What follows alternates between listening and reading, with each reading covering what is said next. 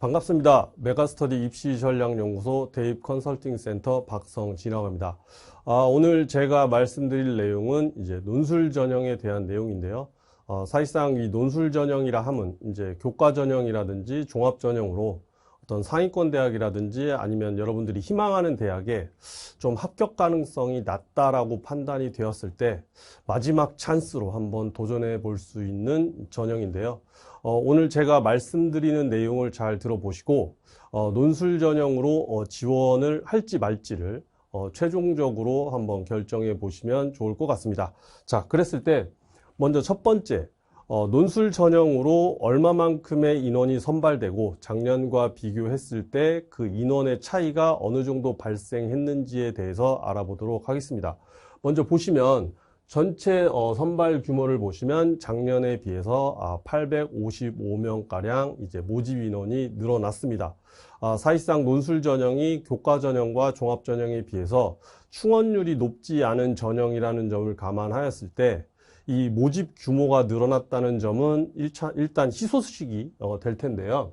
여러분들이 대부분 희망하는 이 주요 대학 같은 경우는 어떠하냐 보시면 한 253명 정도 작년에 늘어났습니다. 이것 또한 일단은 희소식이 되는데 실제 뜯어보면 어떠하냐라고 봤을 때, 자, 이 표를 보시면 이제 서울 소재 주요 15개 대학 이제 논술 전형을 실시하는 대학 중심으로 물론 이제 서울대는 이제 빠져 있죠. 대학들을 보면 작년과 올해 선발 인원을 봤을 때 주요 대학 전체 규모로 놓고 보면 250명 가량 늘어났지만 실제 대학별로 뜯어보면 모집 인원은 오히려 감소하였다는 것을 알 수 있습니다. 그럼 왜 이만큼 늘어났느냐 따져봤을 때 올해 고려대학교가 논술 전형을 신설하였기 때문이고요.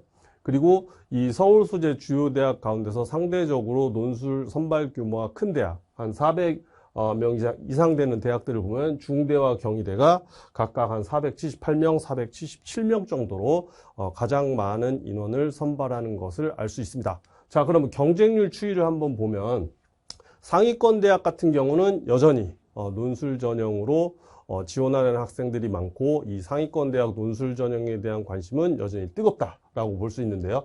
요 표를 요 그래프를 보시면 성균관대, 중앙대, 한양대 모두 웬만큼 해서는 좀 경쟁률이 팍팍 떨어지지 않고 오히려 성균관대 같은 경우 작년보다 이제 소폭 경쟁률이 낮아지긴 했으나 중앙대나 한양대 모두 최근 3년치 동향을 살펴보면 경쟁률이 꾸준히 상승하는 것을 볼 수 있습니다. 그렇다면 중위권 대학 같은 경우는 어떠한지를 살펴보면 일단 경쟁률 자체가 상위권 대학에 비해서는 높은 편은 아닙니다.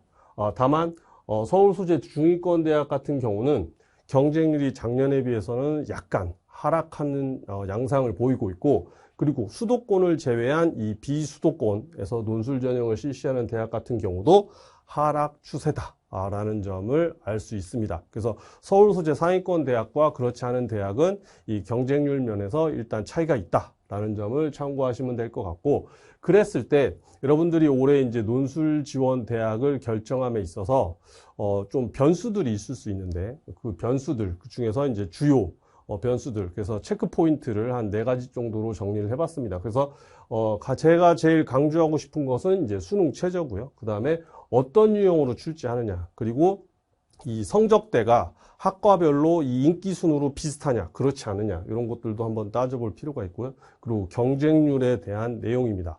그래서 첫 번째로 자, 수능 최저에 대한 내용을 좀 말씀드리자면 어느 정도 수준의 대학까지 수능 최저 기준을 충족할 수 있는지가 일단 중요하다라고 볼 수 있고요. 이 수능 최저 기준 충족 여부에 따라서 이 경쟁률, 최초 경쟁률과 실질 경쟁률이 이제 차이를 크게 보이기 때문인데요. 실예로 이제 작년도 중앙대 같은 경우는 수능 최저 기준이 3개 등급합 6이었습니다. 그랬을 때 지금 미디어 학과하고 AI 학과를 자료를 보시면 최초 경쟁률은 모두 100대 1 이상으로 굉장히 높은 경쟁률을 보이고 있는데 실질 경쟁률 같은 경우는 거의 4분의 1 또는 5분의 1 수준으로 크게 낮아지는 것을 볼 수 있고요. 그렇다면 두 개 영역을 반영하는 대학 같은 경우는 어떤 양상을 보이느냐. 그래서 숭실대학교의 어떤 사례를 가져와 봤는데 숭실대학교 같은 경우는 인문계 수능 최저 기준은 2개 등급합 4입니다. 그리고 자연계는 2개 등급합 5인데요. 작년 같은 경우 이제 회계학과와 컴퓨터학과를 이제 보면 회계학과 같은 경우는 최초 경쟁률은 10대 1 수준으로 경쟁률 자체도 높은 편은 아니었지만 실질 경쟁률 같은 경우는 거의 1대 1 수준으로서 수능 최저 기준을 충족하고 웬만큼 논술 답안을 작성하면 합격이 무난하게 진행되는 상황이었고, 그 다음에 컴퓨터 학과 같은 경우도 경쟁률이 실질 경쟁률 같은 경우는 이렇게 크게 낮아지는 경향을 보이고 있습니다. 그랬을 때 여러분들이 그렇다고 하면 실질적으로 내가 희망하는 대학은 보통 어느 정도 수준의 수능 최저 기준을 적용하고 있는지를 좀 살펴볼 필요가 있는데요. 인문계부터 먼저 살펴보면 지금 2개 영역 등급합 6에서 7인 대학이 이들 대학이고요. 그리고 서울 소재 어떤 주요 상위권 대학 같은 경우는 이제 3개 영역을 반영하는 경우도 있습니다. 그리고 여기 보시면 한양대 인터칼리지 같은 경우는 지금 원래 한양대는 수능 최저 기준을 미적용하였으나 올해 자유전공학부 개념으로 생긴 인터칼리지만 이제 수능 최저 기준을 적용을 하고 있다라는 점도 참고하시면 될 것 같고, 그 다음에 자연계도 마찬가지로 2개 영역 반영하는 대학과 그 다음에 3개 영역 반영하는 대학, 그리고 이렇게 미적용하는 대학들도 있다라는 점. 다만 참고하셔야 될 거는 수능 준비가 되어 있지 않아서 수능 최저 기준을 미적용하는 대학에 지원했을 경우 최초 경쟁률과 그 다음에 실질 경쟁률 간에 큰 차이가 발생하지 않기 때문에 웬만하면 가급적이면 수능 공부를 열심히 하셔서 수능 최저 기준이 적용되는 대학의 논술 전형을 지원하실 것을 권장해 드립니다. 그리고 참고하실 내용인데요. 올해 수능 최저 기준이 어떤 변동되었거나 새로 생긴 대학들, 기존에 논술 전형을 실시했던 대학들 중심으로 좀 정리를 해봤습니다. 그랬을 때 여러분들이 참고하셔야 될 거는 좀 전에 말씀드렸다시피 한양대학교 인터칼리지 학부 같은 경우는 3개 영역 등급합 7이라는 수능 최저 기준을 적용했는데요.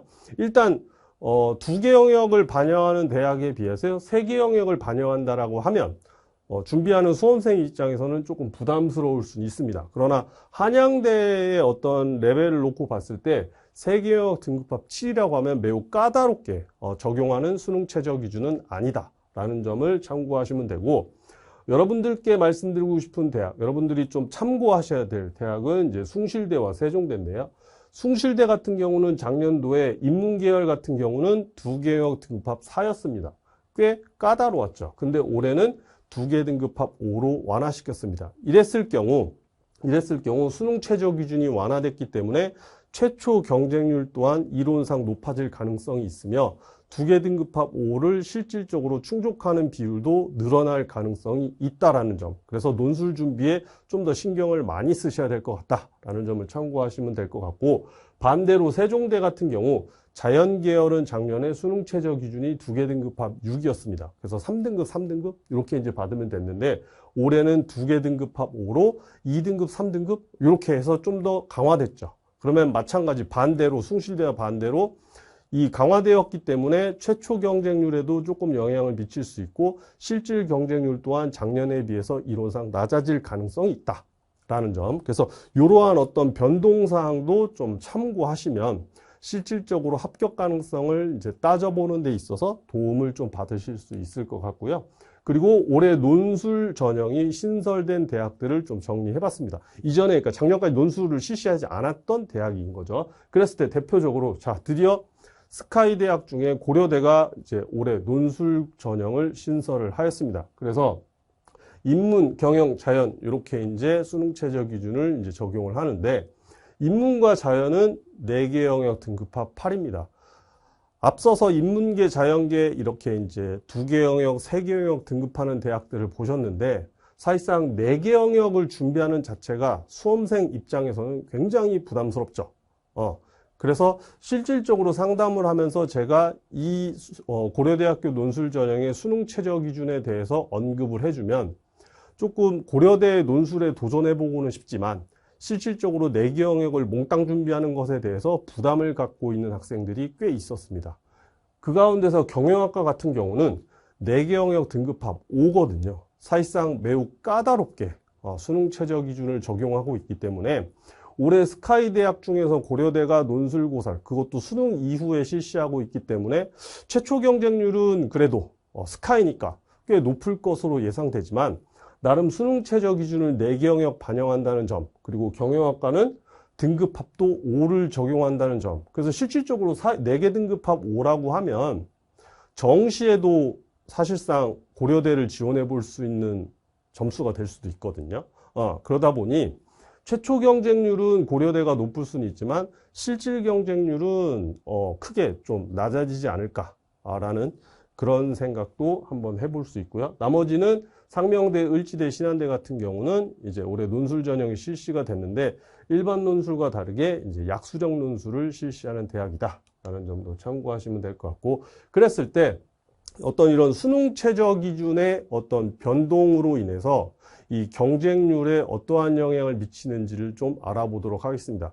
최근 대학들이 이제 논술 전형에서 수능 최저 기준을 적용하는 양상으로 보면 강화시킨 대학은 별로 없고 대부분 조금 이제 완화를 많이 시켰죠. 그래서 일단은 완화된 대학. 그래서 서강대 같은 경우는 2023 학년도에 수능 최저 기준이 세계형 등급합 6이었는데 24학년도 같은 경우는 세계 등급합 7로 완화를 시켰죠. 그랬더니 지금 지원 인원과 경쟁률을 모집 단위별로 살펴보면 전반적으로 크게 올라가는 양상을 보이고 있더라.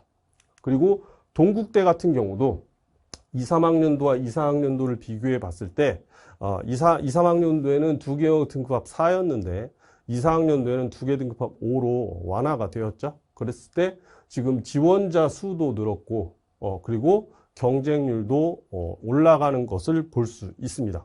그래서 웬만하면 수능 최저 기준을 필히 충족하실 수 있도록 수능 공부도 열심히 하시되 이렇게 올해 작년에 비해서 완화된 대학 같은 경우는 실질 경쟁률도 높아지고 최초 경쟁률 또한 높아질 수 있다라는 점을 감안하셔서 좀 더 신경을 써서 준비를 하셔야 될 것 같습니다. 자, 그리고 두 번째, 이제 논술고사 출제 유형인데요.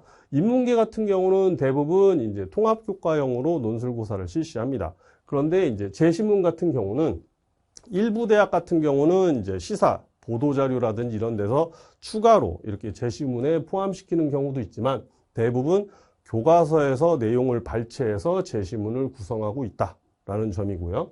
그리고 상경계열 논술 같은 경우는 순수 인문계 논술과 다르게 이제 수리 논술 문항이 출제가 되는데 확률과 통계에 대한 문제들이 좀 출제가 보통 되고 있고, 그 다음에 재시문 내용도 이제 경제와 관련된 재시문 내용이 이제 수록되어 있다라는 점을 참고하시면 될 것 같고요. 자연계 논술 같은 경우는 수리 논술은 기본입니다. 수리 논술은 기본적으로 다 실시하고요. 뒤에서도 말씀드리겠지만 수리 논술만 실시하는 대학이 제일 많죠. 그리고 상위권 대학 같은 경우는 미적분이랑 기하 이 교과목도 출제 범위에 포함시키기 때문에 수학 공부를 좀 더 꼼꼼히 하실 필요가 있다라는 점이고요.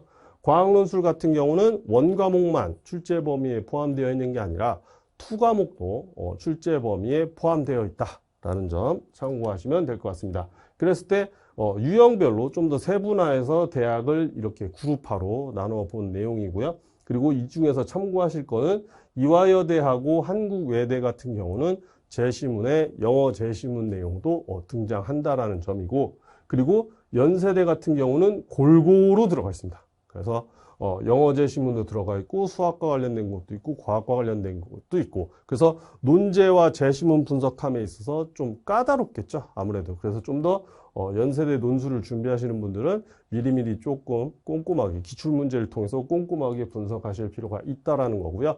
그러면 이렇게 인문계 논술 가운데서 무언가 조금 쉽게 뭔가 특징을 좀 찾고 싶다라고 하시면 인문계 논술 같은 경우에서 어떤 일정 대학들은 정형화된 어떤 출제 패턴을 보이고 있습니다.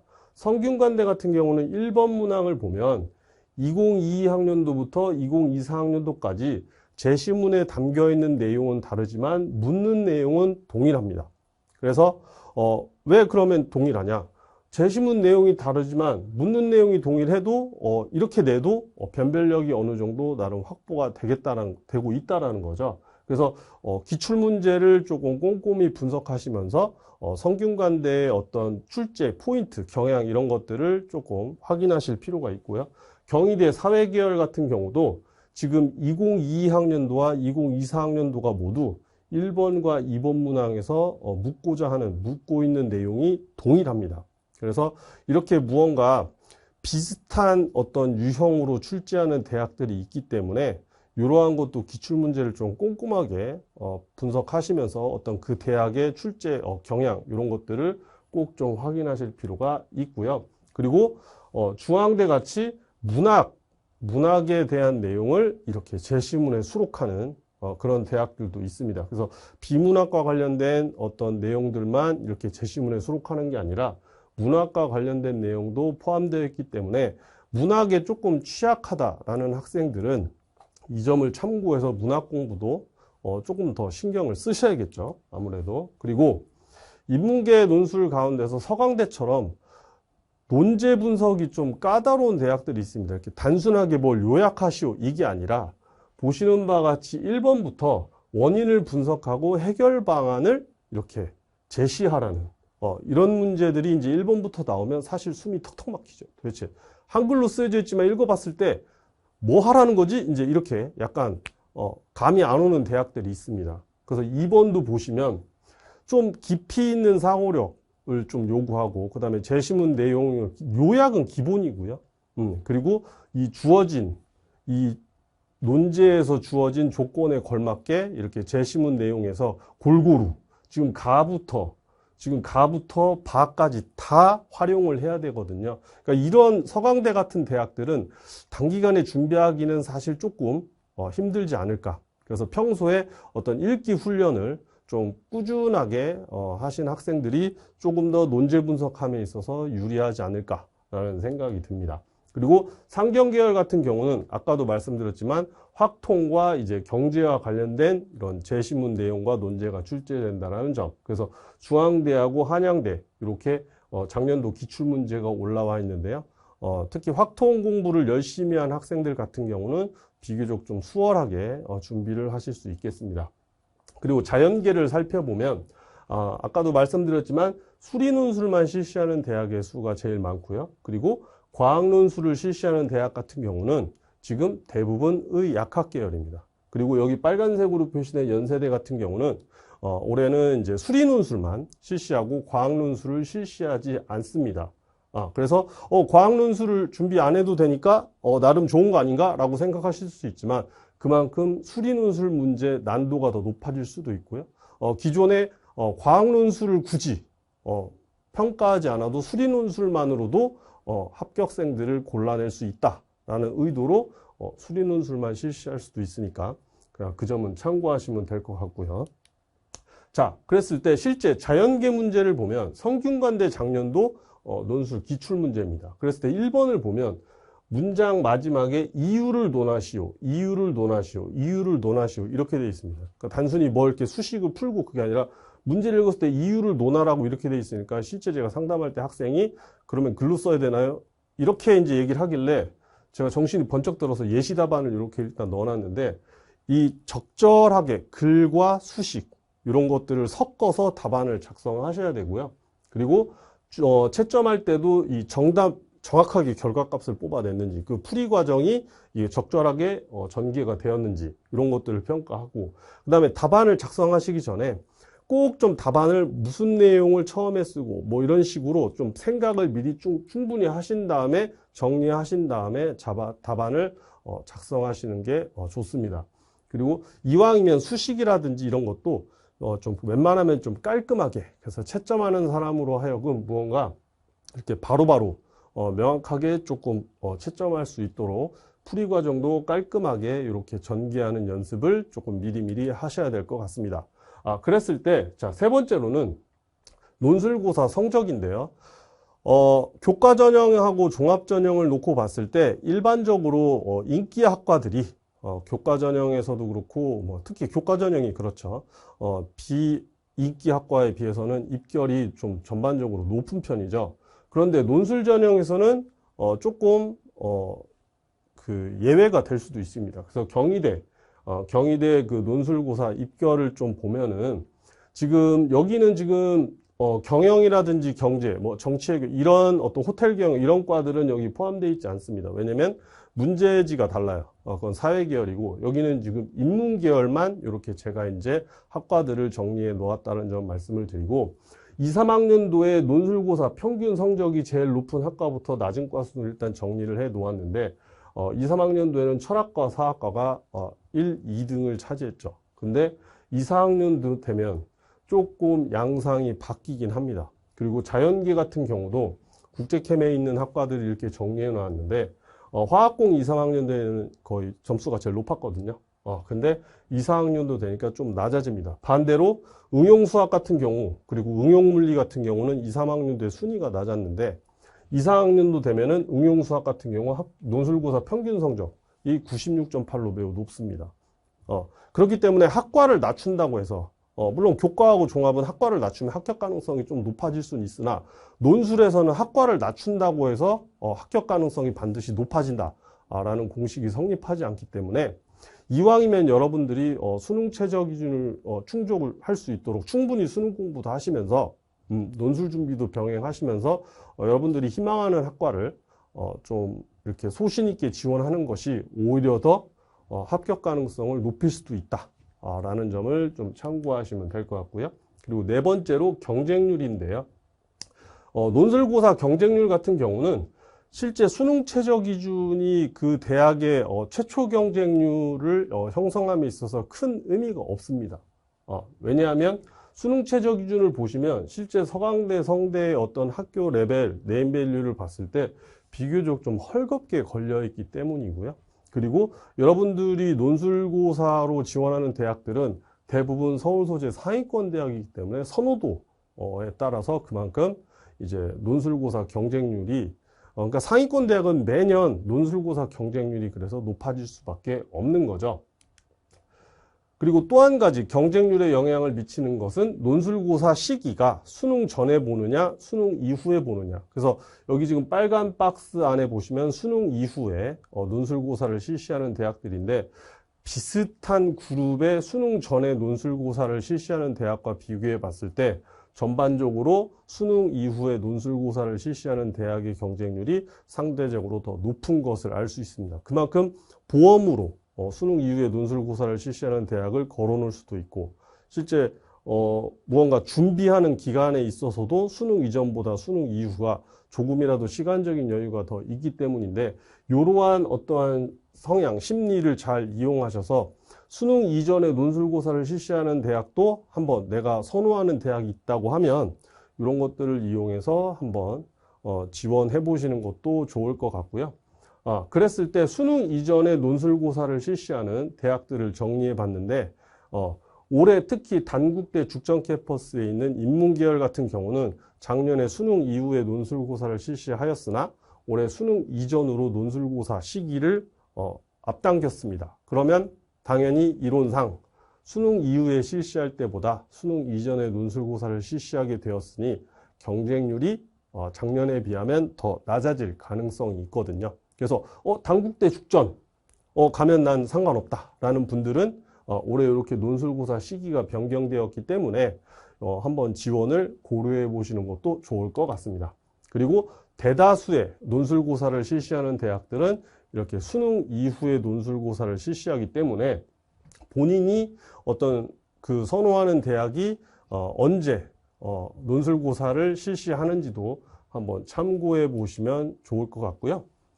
그리고 마지막으로 논술고사를 준비하는 학생이라면 첫 번째 모의고사 성적 추이를 통해서 내가 정시에 어느 정도 수준까지 대학을 지원해 볼 수 있는지 그걸 한번 먼저 좀 확인하고 그 다음에 남은 기간 동안 준비한다고 했을 때 어느 정도 수준까지 성적을 더 올릴 수 있는지를 한번 예상하면서 지금 그 다음에 이제 논술고사를 지원할 대학들의 어떤 출제 유형이라든지 어떤 범위 그래서 수리논술 자연계 학생이다라고 하면 미적분, 기하 이게 모두 들어가는지 아니면 하나만 들어가는지 이런 것들도 한번 따져보실 필요가 있고 그런 내용들을 통해서 최종적으로 올해 논술고사를 몇 장 정도 써야겠다라는 것들을 일단 정하신 다음에 그 다음부터는 열심히 준비하셔야겠죠.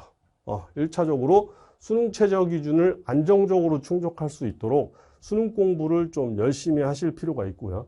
그리고 대학마다 조금씩 논술고사의 어떤 출제 경향이 차이가 좀 발생할 수 있고, 아까 말씀드렸다시피 몇 년 동안 논술고사 문제 성향이 바뀌지 않았던 대학들도 있기 때문에 기출문제 풀이를 통해서 그 대학의 어떤 논술고사 특징들을, 난이도들을 꼭 파악하실 필요가 있고요.